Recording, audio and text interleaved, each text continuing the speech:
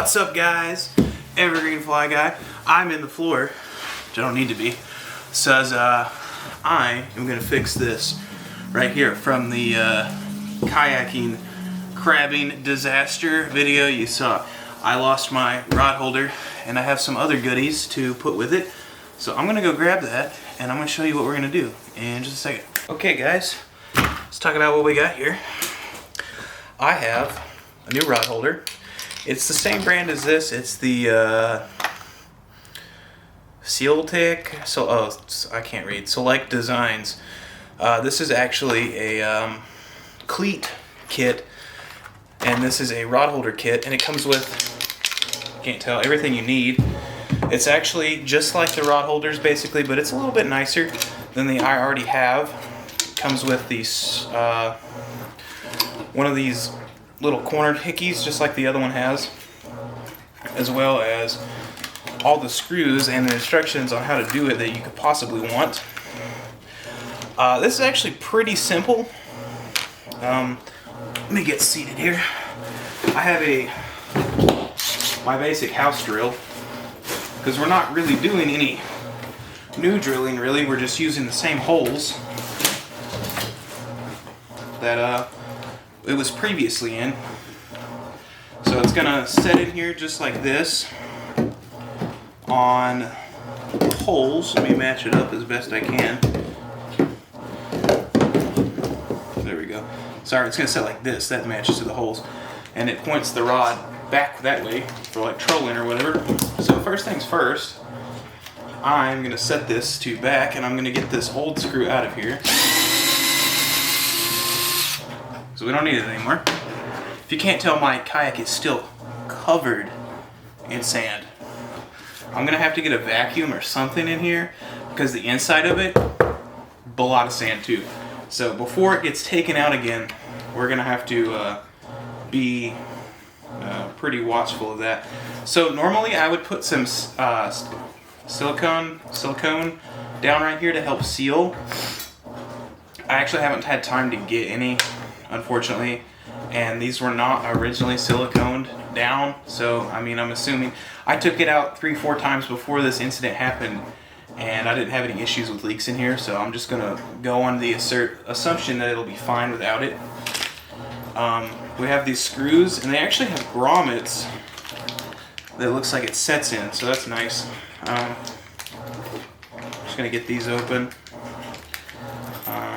pull them out here. So the screws look almost identical to the previous ones, and the little grommet things. Just gonna set these right here. Oh, they even have nuts for the other side. Unfortunately, with the way this is set up, I do not think we're going to be using another side. Sorry, I'm just gonna get a little extra light right here so you guys can see better, because my light is not here. Yeah, so I don't think we're actually gonna use the other side with these nuts, because I just don't see a way for me to tighten them on there like that. So these guys are just gonna go over here. I'm assuming that these are like tighteners themselves. Yeah, so wow, you would need to like really broaden your hole to use these, I think. Or does it set right in here? Yeah, so we're not gonna use these either. So basically what we're gonna do is just use what originally was here and find our holes and kind of screw in there, give it a little tension.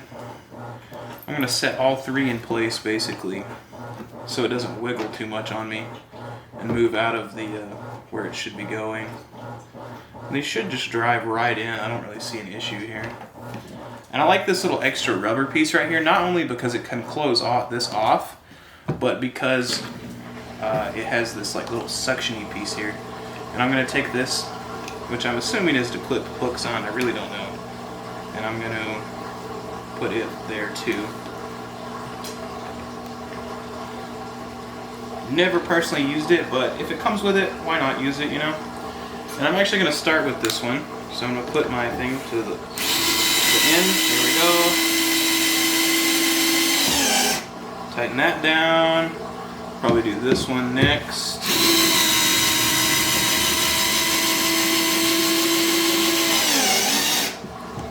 Good and tight there.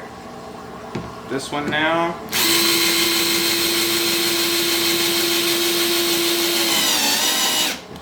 Good, tight there, and that is, wow, that is, this plastic really just clamped down and sealed it. So now I have these extra bits that I didn't use. So I like to save all these extra little bits and stuff for whatever other project might come along, and I'm like, oh, I need this, and then I have something, a little extra piece or something. We'll put them right up here for now. And yeah, this is it's called the Sea Dog. Fancy little name for it. But it looks quite a bit better than the other one. I will probably eventually get a second one. For now, I just went with the one. Let me grab the camera here for you guys so you can see a little better. But yeah, there it is. That is the fixed rod holder. I've been needing to do this. I've been putting it off. Jeez, what am I drying? Or washing shoes, I guess. I don't know. Sorry. But yeah, that looks good. I like I said, this little suction thing on the side that just helps down. That's nice. So next thing we're gonna put on is this cleat here. So let me get you guys set back up and we'll mess with the cleat. Alright guys, so I'm back. So I got a 5/32 drill bit here. It's the perfect size for this cleat right here. So how I want to do this is I'm gonna find where I want it, and I know I'm going to do a seat modification that's going to probably bring the seat right in here somewhere. So with that being said, I think where I'd like to put it is right about in here. So I'm just eyeballing it. So I'm going to say from the end of this screw where the seat folds down, I want to meet with the end of that cleat. So now I'm just going to push down right here with my drill bit a little bit and make some marks so I know where to drill at. Now I've got two pretty clear marks. I can see that well enough to drill at. It wouldn't hurt, honestly, to make your marks better. Try to be as preemptive about it, because if you mess up, if you're not used to doing something like this, if you mess up, you know, you do have holes in your kayak then. So again, I'm gonna put the cleat back down there.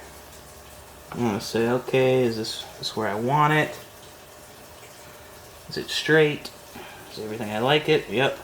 So I'm gonna put it back through here.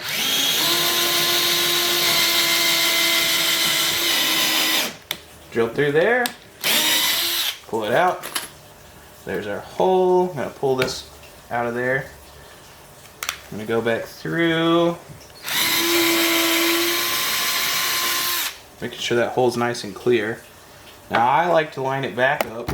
Sorry, didn't mean to knock the camera. I like to line it back up and make sure I have that hole still centered there whenever I make the second hole. So I'll clamp down real tight right there. Alternately, what you could do, and this is probably the safer way to do it, once you make that first hole, go ahead and grab one of your screws out of your pack here. Now this is the same thing, same deal as the other one. It includes extra parts for if you're doing it on the other side. Like I said, it's going to be pretty difficult to do it on the other side, so I'm not going to do that. So if you're not ready to screw it down all the way, you can just hand crank it in there a little bit, like that. And then go ahead and line it up how you want it, make sure it's straight to you, and then go ahead and do that second hole.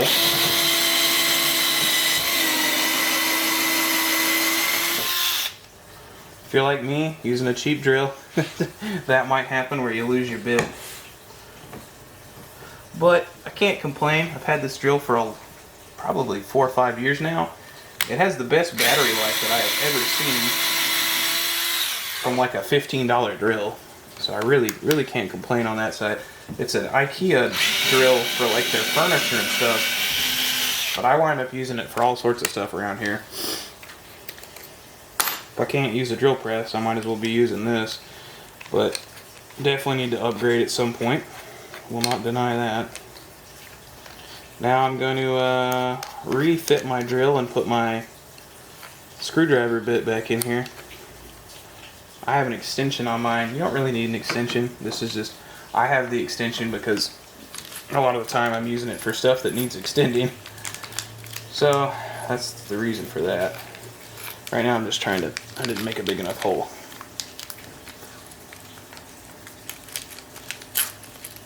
Alright, and I'm going to put it right here.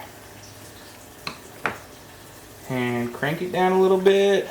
Then we'll make sure that's going the right way. Alright.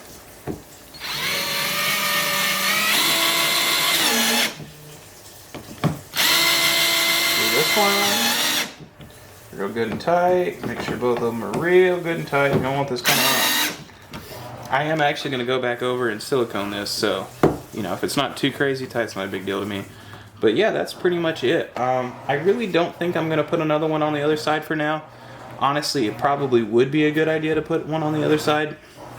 Simply because if you're like me and you have the, I'm thinking I'm gonna wrap the brush guards cord through here, like tie it down, and just have it clipped right here on the side somewhere. That way I can just easily grab it and hook it up. It's actually in the kayak somewhere. I'm gonna have to dig it out. I'm sure it's like back in that one end or something like that. But yeah, honestly, these stuff like this are like super simple. I know a lot of people are afraid to do drilling in it, and I totally get it. But I mean, little holes up top like that aren't going to be a big deal, because if you think about it, there's already a crap load of little holes up top. You got all your rail systems, you got little things like the cleat, you got your rod holders, all little screw holes up top here. And the holes are pretty patchable, pretty easily patchable, I'll say. So, you know, if you do something like this, don't be afraid if you mess up. You can just, you know, say this breaks off or something like this did. I you know, like what I did in the store. What it was simple. Went to the store, bought a new rod holder, installed it. It's actually a much nicer rod holder, and I'm definitely going to replace that one, because this is just, I like the, I mean, I don't need the little pullback thing, but I like it, you know. So, I don't know if you guys could even see that in there. Yeah, you can. All right. But yeah, I like this. I like the cleat. I have, you know, I have more stuff I want to do to it, but yeah. Alright guys, that has been it. That was my kayak rod holder repair and cleat install. It was simple thing. I just thought I would share it because I know a lot of people are kind of afraid to work on their kayak, and you shouldn't be afraid unless you're doing stuff in the real, you know, the bottom of the hole. Be careful. Be careful when you're working on the whole thing in general, but don't be afraid to fix stuff and get it like done. Get stuff done on it. Don't be afraid to add mods. I still have some stuff I have to do with this. I got to get all the sand out. That's a big thing right now. Getting all the sand out. I'm not sure how I'm gonna be able to do that. I'm guessing probably vacuuming it with like a shop vac or something. And then, yeah, I guess she'll probably be seaworthy again after that. I'm going to silicone these pieces, though. I'm thinking I'm actually going to drill out everything up top here and silicone everything just to be on the safe side. But yeah, I mean, everything's looking good. It's back to where it should be for the most part. I'm really excited to take it out again. The bass scene has been heating up here a lot lately. I'm really excited. But thanks for watching, guys. Stay tuned. I got more stuff coming up. I'm doing some more crabbing. Hopefully gonna get on some more lakes as the summer progresses. I just have to find some time in my busy schedule.